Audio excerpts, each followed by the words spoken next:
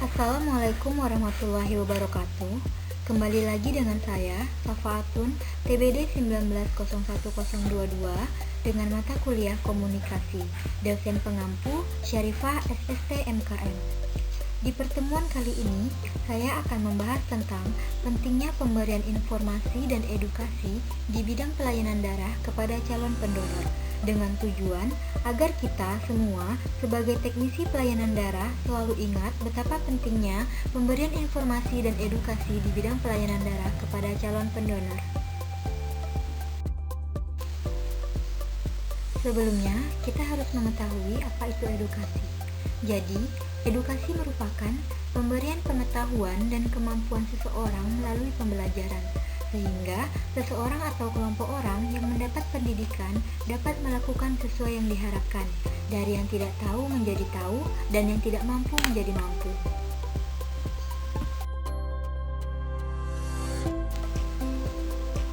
Ada beberapa prinsip dalam pemberian informasi dan edukasi, yaitu pemberian informasi dan edukasi diberikan dalam rangka penambahan pengetahuan kepada masyarakat tentang suatu perilaku kesehatan yang dapat meningkatkan derajat kesehatan di masyarakat tersebut. Selanjutnya, pemberian informasi dan edukasi kepada calon pendonor darah dapat dilakukan baik melalui rekrutmen pendonor maupun pada waktu seleksi donor. Dalam seleksi donor, diharapkan pendonor memahami syarat-syarat donor darah yang harus dipenuhi sebelum dilakukan aftap atau pembagian pengambilan darah.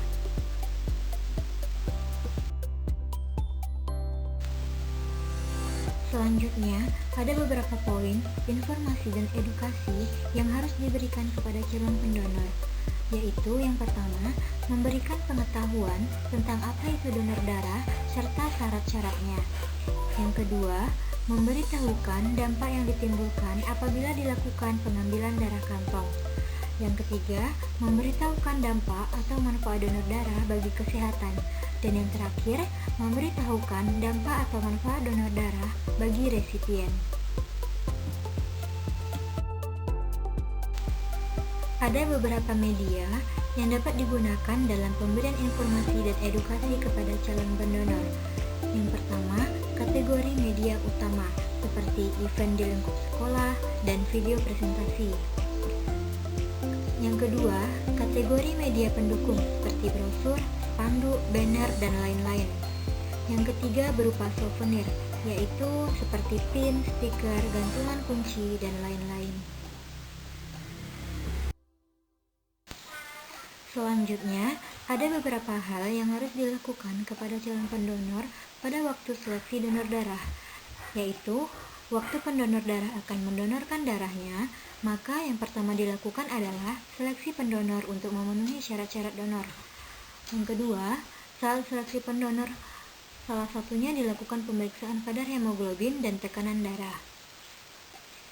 Selanjutnya, apabila kadar hemoglobin tidak dalam batas normal atau kurang dari 12 mmHg, maka teknisi transfusi darah menginformasikan bahwa pendonor tersebut tidak memenuhi syarat donor dan memberikan edukasi agar bagaimana caranya kadar hemoglobin itu bisa dalam batas normal, misalnya dengan istirahat yang cukup dan minum vitamin atau tablet Fe atau zat besi untuk menaikkan kadar hemoglobin.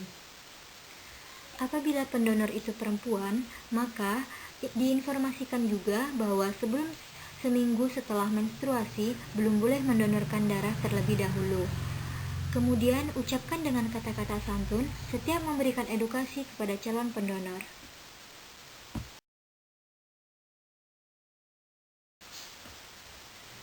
Nah, sekarang kita semua sudah tahu kenapa harus dilakukan edukasi terlebih dahulu kepada calon pendonor. Semoga apa yang saya sampaikan ini dapat bermanfaat bagi kita semua. Saya ucapkan terima kasih. Wassalamualaikum warahmatullahi wabarakatuh.